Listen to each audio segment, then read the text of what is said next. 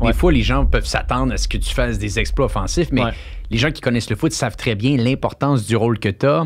Et les meilleurs matchs qu'on va jouer, c'est quand on va moins te voir. C'est ça l'idée derrière.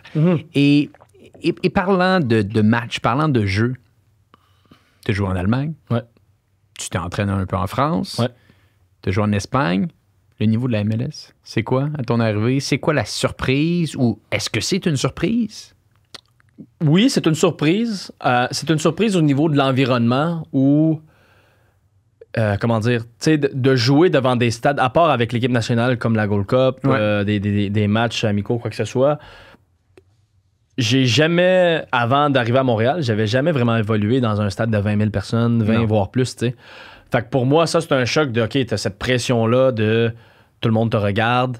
Le style de jeu est élevé parce que t'as des joueurs de grande qualité. Puis, tu sais, t'avais à l'époque un gars comme Jovinko qui est là, Altidore, Michael Bradley. Tu sais, je pense à Toronto parce que c'était nos. T'as pas joué avec voisins. Drogba, je pense. J'ai pas joué avec Drogba. Il venait de partir, Je jouais avec moi, évidemment, Patrice, que je connais super bien. Un gars comme Nacho Piatti, qui est légende du club, même légende de la MLS.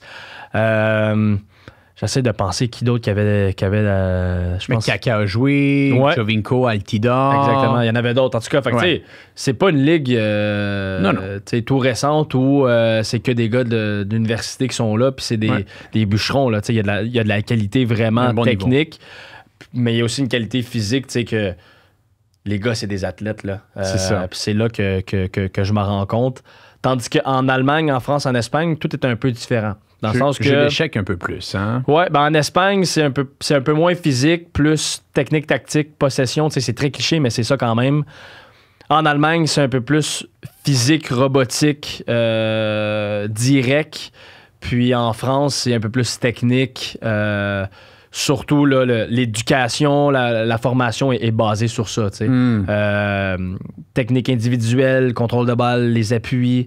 Fait que ouais, j'ai vécu plusieurs, j'ai connu plusieurs ballons que j'appelle. Ballon français, allemand, espagnol. Puis je pense qu'aujourd'hui, je suis un mix un peu de ça. Puis en MLS, c'est vraiment...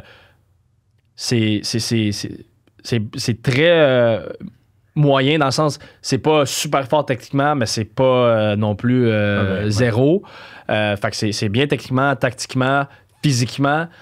Mais à un moment donné, tu vois que le jeu s'ouvre un peu plus, puis c'est un peu plus nord. Un peu plus direct. Exactement, nord-sud. Là, Mais c'est vrai que tu amènes ça à mon attention. C'est vrai que tu es un mix de plusieurs styles comme ça. Tu es un joueur très technique qui, balle au pied, quand tu reçois le ballon, tu es capable de faire des passes très, très rapidement. D'un autre côté, physiquement, tu t'imposes beaucoup. Donc, c'est vrai qu'avec un peu de recul, tu es un mix de ces différentes nations-là au niveau du foot.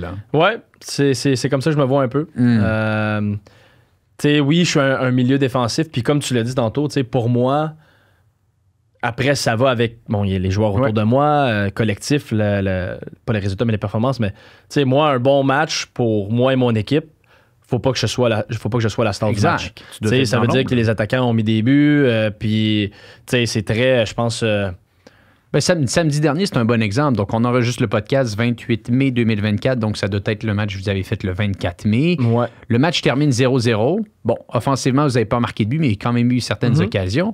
Mais derrière, vous êtes calme pendant tout le match. Pas beaucoup d'occasions. Tu as récupéré un paquet de ballons. C'est des genres de matchs que le spectateur va peut-être pas trouver excessivement excitant pour lui, mais quand tu connais le foot, tu te rends compte qu'au milieu puis derrière, ça a tenu la route. Là. Exactement, oui, c'est ça. Un gars, on joue contre un super joueur, Annie Mokhtar, qui est un des meilleurs joueurs de la Ligue.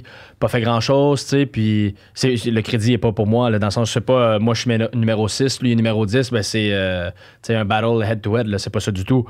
Mais il y a des matchs où tu vas être un peu plus impliqué défensivement, puis offensivement, ben, c'est de jouer simple, de relayer tes partenaires, tandis qu'un match comme peut-être Miami où un peu plus de temps, ben, t'es un peu plus vraiment pas le maître du jeu, mais c'est toi qui dictes le tempo, donc t'es un peu plus sur le ballon, moins de récupération parce que ton équipe a plus le ballon, donc tu parais moins justement là, niveau défensif, mais offensivement, c'est toi qui guide le jeu. Exact. Fait que chaque match a un peu son histoire et jouer différemment. Des fois, tu vas un peu plus paraître, tu vas être un peu plus impliqué, des fois, tu vas l'être moins, fait que c'est un peu pour ça que je suis dans une position un peu dans l'ombre.